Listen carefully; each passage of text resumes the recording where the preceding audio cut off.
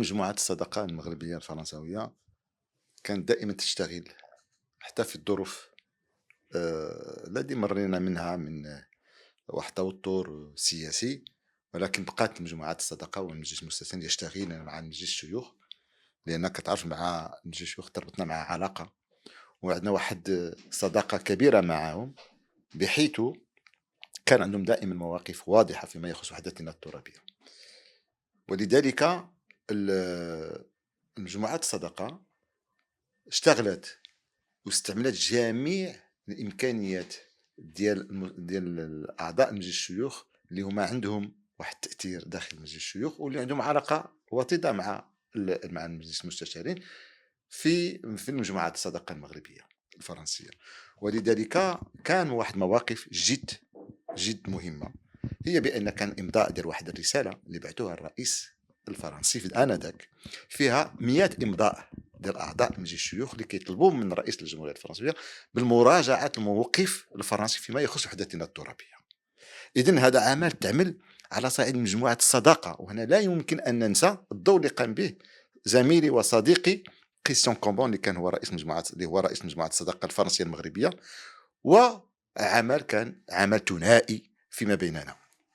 النقطه الثانيه، كما بغى يكون اللون السياسي، ما يمكن ليناش ما نشيدوش واحد العمل اللي قام به الرئيس المجلس الشيوخ اللي هو جيرار لارشي، اللي كان دائما فيما كنكونوا في مجلس الشيوخ اولا كيستقبلنا شخصيا وكيثبت الموقف ديالو فيما يخص وحدتنا الترابيه.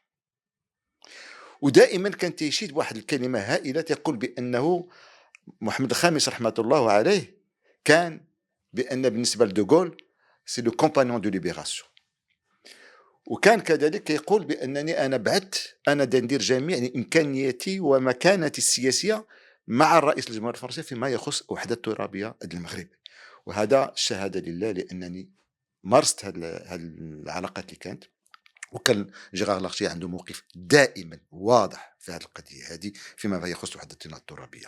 ولذلك اليوم مجموعه الصداقه المغربيه الفرنسيه والفرنسويه المغربيه عندنا واحد البرنامج طويل اللي كنشتغلوا عليه على مده سنه، واللي كنغيروه، واللي هو اليوم غادي نمشيو فيه بعيد، بحيث اليوم ما بقاتش غير مجموعه الصداقه اللي نمشيو حتى لاحزاب اخرى.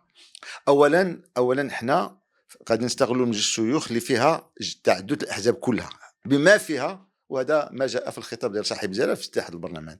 اليوم ما كيكفيناش، وانا مقتنع بهذه الفكره ديال صاحب الجلاله، باننا اليوم ما يكفيناش كيمشيو غير عند الناس اللي كيامنوا بنا واللي اصدقائنا، خصنا نمشيو حتى عند الناس اللي ما كيامنوش بالمشكل بالقضيه الوطنيه ديالنا، خصنا نمشيو عندهم نشرحوا لهم، لان كاين هناك اللي جاهلين التاريخ.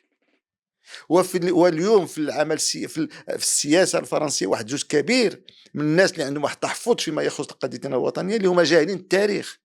خصك غير تشرح لي بعدا شنو هو التاريخ ديال فرنسا فيما يخص الصحراء، وزير اسبانيا فيما يخص الصحراء، وتعطيه جميع والاراضي الاخرى، وتعطيه الادله التاريخيه باش يمكن ليه يفهم. لان ملي كتقول له دابا انت علاش عندك هذا الموقف ما فهمش علاش، لانك كيستعملوا داك الاساليب ديال الدفاع على واحد الفئويه اللي، ولكن ملي كتقول له هذيك الفئه راه هما فئه اولا ارهابيه وراه مسجلين وراه غير بيرتوري حتى مع في القضيه ديال عدم الاستقرار في الساحل، كيوليو فاهمين، تيقولوا اذا حنايا في واحد الوضعيه، واحد عدد ديال الاخوان اشتراكيين، جزء منهم كبير اليوم يؤمن قضيتنا الوطنيه، وكاين واحد جزء لا يؤمن، ولكن خصنا نمشيو عندهم. الشيوعيين دائما كانت عندهم مشكل مع قضيتنا الوطنيه، ولكن خصنا نمشيو عندهم. اليوم ما خصناش نسدوا الباب على ما هو اللي ما كيقاسمش معنا التوجه ونفس الفكر. خاصنا نمشيو عند الجميع ونشرحوا على قضيه، لان احنا ملف ديالنا ملف صحيح، القضيه الوطنيه، الملف الوطني ديالنا ملف صحيح برعايه ساميه وبإيمان من الشعب المغربي.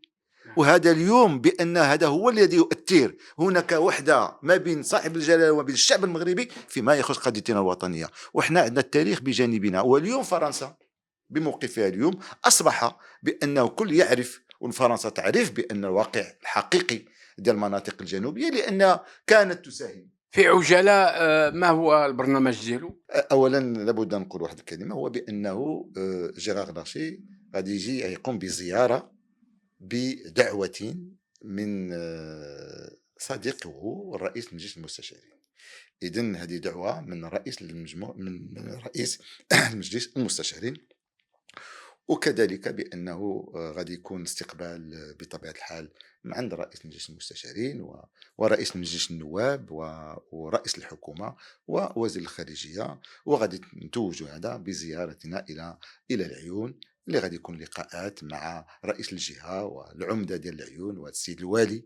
وكذلك غادي يكون لقاء ديال زيارة ديال ما تم إنجازه وما هو أهم الاستثمارات اللي تقامت فيها في العيون، حتى يعرفوا في أرض الواقع بأننا عندما نتكلم عن الجهوية وعندما نتكلم بأن هذه أقاليم أصبحت مندمجة في توجه اجتماعي مغربي على أرض الواقع.